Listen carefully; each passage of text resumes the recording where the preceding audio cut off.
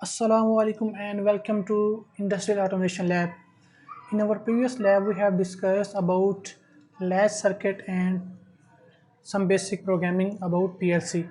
So आज की इस लैब के अंदर हम लोग डिस्कस करेंगे अबाउट टाइमर्स एंड काउंटर्स। इसका जो कॉन्सेप्ट है टाइमर्स और काउंटर का वो एग्जैक्टली वही है जो कि हम लोग अपने पिक कंट्रोलर के अंदर यूज़ करते आए हैं। टाइमर्स हम लोग क्यों यूज़ करते हैं और कंट्रोल जो काउंटर्स हैं ये हम लोग क्यों यूज़ करते हैं, हम लोगों ने एग्जांपल के ज़रिए यहाँ पे अभी अंडरस्टैंड करते हैं। तो सबसे पहले बात करते हैं about counters. Counter instruction are used to count event such as part passing over a conveyor, the number of time a solenoid valve is turned on.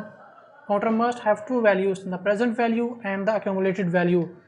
It mean कि हम लोग जो काउंटर्स को यूज़ करते हैं या तो हम लोग किसी स्पेसिफिक इवेंट के लिए यूज़ कर सकते हैं, या फॉर एग्जांपल यहाँ पे जो एग्जांपल इन्होंने दी है कि हम लोग इवेंट को काउंट करें कि फॉर एग्जांपल आपके पास एक सेंसर है, उसकी इनपुट कितनी बार आई है, या आपके कन्वेयर बेल्ट है वो रिवॉल्व कर रहा है तो आपके पास सेंसर लगा है वो डिटेक्ट कर रहा है कि कन्वेयर बेल्ट जो गुजरी है उसके फ्रंट से कोई भी बॉटल है वो कितनी बार गुजरी है, या आपने जो सोलिनॉइड वाल्व या कोई भी वाल्व आपने कनेक्ट किया है वो कितनी बार ऑन हो चुका है या कितनी बार ऑफ हो चुका है। इस तरह से हम लोग यूज़ करते हैं। तो आप काउंटर के अंदर वैल्यू सेट करते हैं, जब वो वैल्यू उस पॉइंट तक पहुंच जाती है तो काउंटर की वैल्यू क्या हो जाती है, हाई हो जाती है। तो नॉर्मली हमारे पास दो तरह के काउंटर्स होते हैं, up counter and down counters. इसी तरह से अगर हम काउंटर्स की बात करें तो हमारे पास C0 से C19, C10 से C19। हमने जो प्रीवियस एग्जांपल जो प्रीवियस लैब के अंदर मैनुअल देखा था उसके अंदर हमारे पास इसका पूरा एक टेबल गिवन था जिसके अंदर उसके टाइमर्स की डिटेल, उसके काउंटर्स की डिटेल, उसकी हर चीज़ की डिटेल गिवन थी। सो अगर यहाँ पे हम लोग बात करें तो हम लोगों ने सबसे पहले एक स्विच लगाया, उस स्विच के साथ कनेक्ट किया टाइमर 12 को, सॉरी काउंटर 12 को, और उसके अंदर सेव कर दिया हम लोगों ने 345, और X2 को प्रेस करेंगे तो काउंटर हो जाएगा रीसेट। हम लोग इस एग्जांपल को भी यहाँ पे रन करके देखते हैं, यानी कि मैं अगर 5 टाइम, मैं चाहता ये हूँ कि 5 टाइम अगर मैं X1 को प्रेस करूँ तो मेरे पास काउंटर ऑन हो जाए, और जब काउंटर ऑन हो जाए तो मेरे पास Y0 ऑन हो जाए, कुछ इस तरह से। सो मैंने कहा सबसे पहले मैं चाहता हूँ X1 को मैं कनेक्ट करूँ किसके साथ, काउंटर के साथ, सॉरी टाइमर के साथ। सो टाइमर के साथ करने के लिए यहाँ पे F7 प्रेस करूँगा, F8 सॉरी, या कीबोर्ड से हम लोग डायरेक्ट जो हमारे पास सिंबल का ऑप्शन है इंटर सिंबल, हम लोग ऑलरेडी जो प्लस एग्जांपल के अंदर करके आए थे वहाँ पर भी लिखा है, और प्लस अगर हम लोग यहाँ पे देखें तो आपके पास यहाँ पे इंस्ट्रक्शन गिवन है कि आपने F7 के थ्रू GX डेवलपर के अंदर काउंटर्स को एक्सेस करना है। सो हम लोगों ने F7 प्रेस करना है यहाँ से। सो अब हम लोग चाहते ये हैं कि हमारे पास क्या हो कि जब X1 प्रेस हो तो काउंटर हमारे पास क्या हो जाए, चलना शुरू हो जाए, यानी कि काउंट 1 काउंट 2 इस तरह से हो जाए। तो मैंने लिखा जब X1 हमारे पास हाई हो तो आउटपुट के ऊपर क्या होना चाहिए, C0, या अगर मैं यहाँ पे काउंटर देखूँ तो हम लोग काउंटर यूज़ कर रहे हैं C12, तो आप कोई भी काउंटर यूज़ कर सकते हैं। फॉर एग्जांपल यहाँ पे हम लोग C12 यूज़ करके देखते हैं, बाद में इसको रिप्लेस कर देंगे C12। और C12 कब तक चलना चाहिए, मैं कहता हूँ जब तक काउंटर की वैल्यू किसके इक्वल ना हो जाए, के 10, जब तक काउंटर 10 टाइम इंक्रीज ना हो जाए आपने इसको एग्जीक्यूट नहीं करना। जो ही काउंटर की वैल्यू 10 टाइम इंक्रीज हो जाएगी तो मैंने कहा आपने क्या करना है, अगर काउंटर C12 जो काउंटर है इसकी वैल्यू 10 टाइम यहाँ पे ऑन हो जाएगी तो ये काउंटर ऑन हो जाएगा, और जब ये ऑन होगा तो हमारे पास आउटपुट पे Y0 क्या हो जाएगा, ऑन हो जाएगा। इट मीन अगर मैं X1 को 10 टाइम प्रेस करूँगा तो मेरे पास काउंटर हो जाएगा ऑन, और जब काउंटर ऑन होगा तो मेरे पास Y0 ऑन हो जाएगा। अगर यहाँ पे हम लोग देखें तो उन्होंने रीसेट का मैकेनिज्म बताया कि अगर X2 प्रेस करूँ तो काउंटर रीसेट हो जाए। मैं अभी रीसेट नहीं कर रहा, सिर्फ मैं उसको ऑन के लिए यूज़ कर रहा हूँ। So again first step is to convert, second step is to write to PLC, and third step is to monitor the device and change the status of X1। So जिस तरह से हम लोग काउंटर्स को use कर रहे हैं exactly इसी तरह से हम लोग टाइमर्स को यूज़ करते हैं। इसमें डिफरेंस यह है कि काउंटर में आप चीज़ें काउंट कर रहे हैं कि कितनी बार X1 प्रेस हो चुका है, और अगर आप टाइमर्स में यूज़ करेंगे तो जो ही आप X1 को ऑन करेंगे आपका टाइमर चलना शुरू हो जाएगा K की लिमिट तक। सो कन्वर्ट व्यू में जाएंगे, मोनीटर में जाएंगे, और यहाँ पे डाटा डिवाइस मोनीटर, इसको कर लेंगे यहाँ से मिनिमाइज़। हम लोगों ने अभी मोनीटर करना है, ये वैल्यू हमारे पास ऑलरेडी यहाँ पे शो हो रही है काउंटर की। सो हम लोग X1 और Y0 को मोनीटर करेंगे, X1 एंड Y0। इसको करते हैं कैंसिल, स्टार्ट मॉनिटर करते हैं। इनिशियली हमारे पास x1 की वैल्यू भी 0 है और y की वैल्यू भी 0 है। अगर मैं इसको थोड़ा सा यहाँ से बड़ा कर लूँ, अब मैं चाहता ये हूँ कि मैं x1 को करूँ ऑन। सो जो ही मैं x1 को ऑन करता हूँ तो मेरे पास काउंटर की वैल्यू हो चुकी है 1। अब बेशक x1 ऑन रहे, जब तक मैं इसको ऑफ करके ऑन नहीं करूँगा काउंटर की वैल्यू इंक्रीज नहीं होगी। सो ऑफ करके ऑन किया, काउंटर की वैल्यू 2 3 4 5 6 7 8 9 ऑफ किया, और अब इसको ऑन करूँगा, काउंटर की वैल्यू हो चुकी है 10। जो ही काउंटर की वैल्यू कोई 10 आपके पास, ये काउंटर का जो स्विच था ये ऑन हो गया। जो ही काउंटर का स्विच ऑन हुआ आपके पास y ऑन हो गया। अब अगर काउंटर को रीसेट करना चाहते हैं तो आपको रीसेट के लिए एक और सर्किट लगाना पड़ेगा जो कि काउंटर को करेगा रीसेट। हम लोग ये चीज़ भी कर चुके हैं। आप यहाँ पे x2 लगाएंगे, आप F7 में जाएंगे, RST स्पेस C12, तो आपका काउंटर रीसेट के लिए यूज़ हो सकेगा। सो ये था हमारे पास basic introduction of time counters के। हम लोग काउंटर्स को किस तरह से यूज़ करते हैं।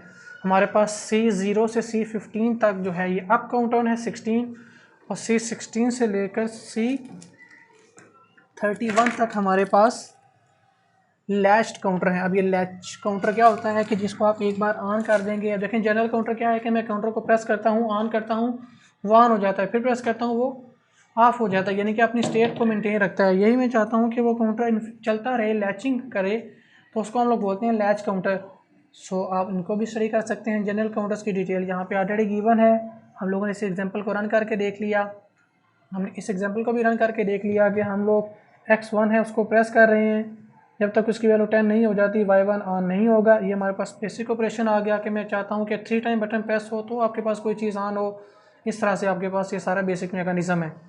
सो अगर टाइमर्स की बात करते हैं तो जिस तरह से हम लोग काउंटर्स को यूज़ करते हैं वैसे ही हमारे पास आ जाते हैं टाइमर्स। सो सबसे पहले हम लोग एक टाइमर की एग्जांपल को एग्जीक्यूट करके देख लेते हैं कि ये किस तरह से एग्जीक्यूट होगी। x0 T20 हम लोग इसको कर लेंगे यहाँ से क्लोज।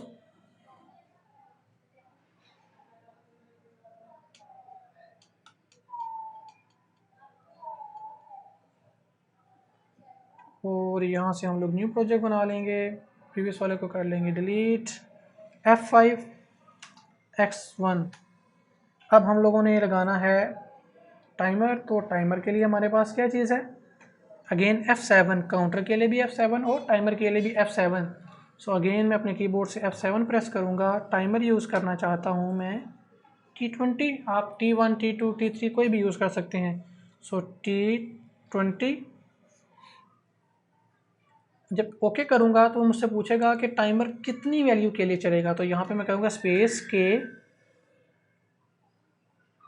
50 कि जो ही मैं x1 को प्रेस करूँ टाइमर चलना शुरू हो जाएगा। और ये millisecond 1 millisecond 2 millisecond 3 4 5 6 7 8 9 10 up to 50। और जो ही इसकी वैल्यू 50 हो, मैं चाहता हूँ कि मेरे पास जो ही T20 की वैल्यू 50 हो जाए तो मेरे पास आउटपुट के ऊपर y0 ऑन हो जाए। और मैं कहता हूँ जब T20 की वैल्यू T20 जो टाइमर है इसकी वैल्यू 50 हो जाए तो साथ ही टाइमर 21 इनिशियलाइज हो जाए, यानी कि जो टाइमर 1 जो ही कंप्लीट हो तो टाइमर 2 चल जाए। सो मैंने कहा अगेन F7 जो ही हमारे पास T20 ऑन हो जाए, सॉरी यहाँ पे हमने यूज़ करना था F5, जो ही T20 हमारे पास ऑन हो जाए तो आउटपुट के ऊपर F7 T21 के 100। जो ही टाइमर 1 जो है जो बेसिकली T20 है वो ऑन होगा तो K की वैल्यू हो जाएगी, टाइमर चलना शुरू हो जाएगा 50। जो ही 50 होगी y0 ऑन हो जाएगा और उस K21 चलना शुरू हो जाएगा। और जो ही K20 हमारे पास F5 K20 हमारे पास अपनी लिमिट को पहुंच जाएगा T21। तो हम चाहते ये हैं कि जो ही T21 अपनी लिमिट को पहुंचे तो हमारे पास आउटपुट पे y0 ऑन हो जाए या y1 ऑन हो जाए, कुछ इस तरह से सिंपल इसको कर देते हैं कन्वर्ट। अब उसमें हमें बार बार बटन को प्रेस करना पड़ रहा था। अब यहाँ पे होगा क्या, जो ही मैं x1 को प्रेस करूँगा टाइमर चलना शुरू हो जाएगा। जो ही इसकी वैल्यू 50 होगी सो हमारे पास ये कोयल ऑन हो जाएगी, जो ही ये कोयल ऑन होगी Y0 ऑन हो जाएगा, और जब Y0 ऑन होगा तो T20, क्योंकि ये T20 ऑन है तो Y0 भी ऑन होगा और साथ ही टाइमर 21 चलना शुरू हो जाएगा। जब उसकी वैल्यू 100 होगी तो Y1 ऑन हो जाएगा।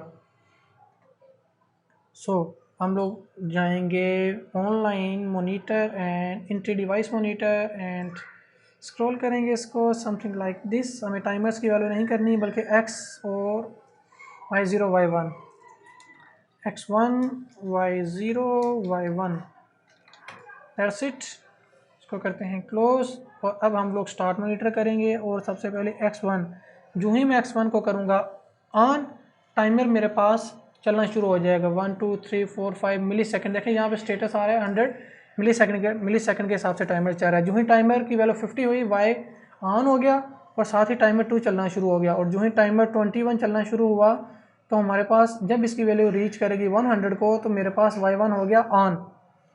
सो इस तरह से हम लोग टाइमर्स को स्पेसिफिक जगहों पे यूज़ कर सकते हैं। सो हमारे पास डिफरेंट किस्म के टाइमर्स हैं। 100 मिली सेकंड का टाइमर है, 10 मिली सेकंड का टाइमर है, 1 मिली सेकंड का टाइमर है। बाय डिफ़ॉल्ट आपके पास सिंपल मिली सेकंड का टाइमर चल रहा है। अगर आपने टाइमर्स का टाइम काउंट करना है तो अगर यहाँ पर आप लोग देखें, आपके पास जो टाइमर चल रहा है वो मिली सेकंड में चल रहा है। सो उसको अगर 50 से मल्टीप्लाई करें तो अराउंड 50 मिली सेकंड आपके पास ये टाइमर चलता है, यानी कि आपके पास by default timer 1 millisecond का चल रहा है। सो जो बाकी जो टाइमर है 10 मिली सेकंड का या 100 मिली सेकंड का, उसको हम लोग यहाँ पे देखते हैं। These are called selectable timers. For example अगर आप किसी स्पेसिफिक कॉइल को ऑन करें, जैसे FX1X के अंदर कुछ स्पेसिफिक कॉइल्स होती हैं हमारे पास, ऑक्सिलरी कॉइल्स, जो कि हम लोग प्रीवियस टेबल के अंदर ऑलरेडी देख के आ चुके हैं, है ना। हम लोग उस टेबल को डिटेल से डिस्कस करेंगे जब हम लोग ये सारी चीज़ें गो थ्रू कर लेंगे। सो M8028 ये भी हमारे पास आउटपुट कॉइल है, जैसे Y0 है। तो अगर मैं इसके साथ किसी टाइमर को यूज़ करूँगा, यानी कि टाइमर 32 से लेकर टाइमर 62 तक जो टाइमर है वो मेरे पास 10 मिली सेकेंड रेजोल्यूशन का टाइमर है, जो कि सिर्फ इस कॉइल के साथ मैं यूज़ कर सकता हूँ। इस तरह डिफरेंट कॉइल्स के लिए स्पेसिफिक किस्म के टाइमर्स हमारे पास जनरेट करवाए गए हैं। अब कैस्केडी टाइमर क्या है कि एक टाइमर को 2 टाइमर और 3 टाइमर के साथ लिंक करना। फॉर एग्जांपल जैसे हम लोगों ने कहा कि जो ही मैं चाहता हूँ कि मैं 150 मिली सेकेंड का टाइम डिले जनरेट करवाऊँ। सो ये लेट्स सपोज मैं कहता हूँ कि T20 जो है वो मैक्सिमम 50 मिली सेकेंड का करवा सकता है, और जो T21 है वो मैक्सिमम 100 का करवा सकता है। तो मैंने कहा जो ही 50 पूरे हो जाएं, टाइमर 2 चल जाए, तो दोनों को मिला के मेरे पास आउटपुट आएगी Y1, यानी कि जब 50 और 100 गुजर चुके होंगे तो मेरे पास Y1 तब ऑन होगा। केस के लिए टाइमर हमारे पास होते हैं कि हम लोग मल्टीपल टाइमर्स को यूज़ करें। अब जैसे हम लोगों ने अप टाइमर यूज़ किए हैं, वैसे ही आप डाउन टाइमर्स भी यूज़ कर सकते हैं। पहले आपके पास जो क्वेश्चन है, design a address such that X0 pressed 3 time Y0 is on, जैसे हम लोगों ने एग्जांपल में रन करके देखा। X0 is pressed 3 times, Y0 should be on, and when X1 is pressed, Y0 should be off. Use counter and reset command. हम लोगों ने अभी जो फर्स्ट एग्जांपल देखी थी उसके अंदर रीसेट की कमांड को यूज़ कर रहे हैं। Develop ladder logic for bottle counting machine such as proximity sensor X1, आपके पास एक स्विच आ गया। Count the bottle on the conveyor, okay. Motor conveyor Y0 is latched by switch X0, जो ही X0 को प्रेस करेंगे तो Y0 ऑन हो जाएगा। When X0 is pressed the conveyor motor start moving, यानी कि जो ही X0 को प्रेस करेंगे तो Y0 हो जाएगा ऑन, और वो तब तक ऑन रहेगा जब तक कि हम लोग उसे ऑफ नहीं कर देंगे, because X0 latching the Y0 when sensor count is reach to 10, यानी कि जो Y0 ऑन है तो हमारे पास जो सेंसर है उसको वो काउंट करना शुरू कर देगा। X1 X2 X3 X4 X5 करते करते करते जो ही उसकी वैल्यू 10 होगी द कन्वेयर शुड बी अनलैच्ड, यानी कि अनलैचिंग के लिए हम लोग सेंसर को यूज़ कर रहे हैं। Design a ladder logic in the following sequence, ये भी सिंपल सा है। तो ऑलमोस्ट आपके पास बहुत सिंपल से क्वेश्चन यहाँ पे गिवन है, कोई इसमें कॉम्प्लेक्स क्वेश्चन नहीं है या कोई ऐसी चीज़ नहीं है जो टफ हो, और हार्डली एक एक दो 5 मिनट के ये क्वेश्चन हैं सारे। आप इसको प्रैक्टिस करेंगे। अगर हम लोग इंडस्ट्री डिज़ाइन के ऊपर आ जाएँ, a conveyor is running by switching on off motor, ठीक है जी। In positioning part on the conveyor when optical detector, okay. When optical sensor goes on we want 1.5 second, इसका मतलब है 1.5 सेकंड का डिले कैसे जनरेट करवाएंगे, नंबर 1 इस चीज़ को आपने देखना है। Then stop the conveyor after delay of 2 second the conveyor start again. You can also count the number of parts passing through the optical sensor. When counter reach it preset the value of 10, the Y1 lamp is on. So ये basic चीज़ें जो भी हमने study की हैं, जो ऊपर आप एग्जांपल को रन करेंगे, अराउंड 12 से 13 जो एग्जांपल्स कोड हैं जो बेसिक आपके पास एक्सरसाइज प्रॉब्लम है तो आपको ये सारी चीज़ें बहुत इजीली समझ आ जाएंगी कि टाइमर 1 कैसे यूज़ करेंगे, टाइमर 2, टाइमर 3, टाइमर 4, टाइमर 5। अब टाइमर्स को यूज़ करते हुए देखें, आपने यहाँ पे लिखा है कि सबसे पहले x1 या इसको फॉर एग्जांपल मैं इसको क्या लेता हूँ y0, y1, y2। तो सबसे पहले मैंने y0 को प्रेस किया, यानी कि y0 मेरे पास रेड एलईडी है, सो y0 मेरे पास हो गई ऑन। जब y0 मेरे पास ऑन है तो 10 सेकंड गुजरेंगे तो y0 के साथ क्या चल जानी चाहिए, y1 कितने सेकंड के लिए, 2 सेकंड के लिए, और साथ उसके बाद ग्रीन चल जानी चाहिए। देन उसके बाद नेक्स्ट टाइमर, देन उसके बाद नेक्स्ट टाइमर। इस तरह से हमारे पास स्टेप्स इसके कुछ लिखे हैं।